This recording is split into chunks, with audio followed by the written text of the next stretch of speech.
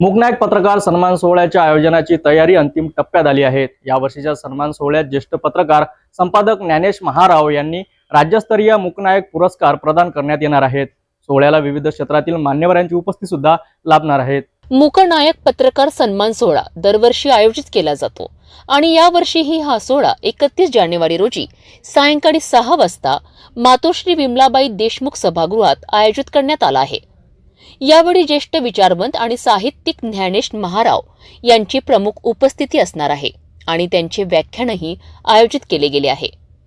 मूकनायक पुरस्कार वितरण सोहळ्यात ज्येष्ठ पत्रकार संपादक नाटककार ज्ञानेश महाराव यांना राज्यस्तरीय मूकनायक पुरस्कार दिला जाईल।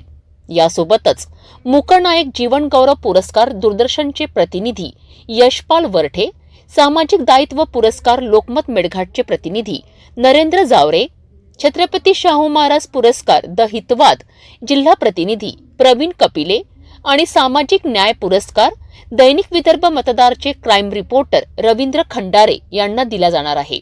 या कार्यक्रमाला अध्यक्ष म्हणून ॲडव्होकेट दिलीप एडतकर उपस्थित राहणार आहेत आणि मुख्य अतिथी म्हणून सकाळ वृत्तपत्राचे समूह संपादक राहुल गडपाले हे उपस्थित राहणार आहेत।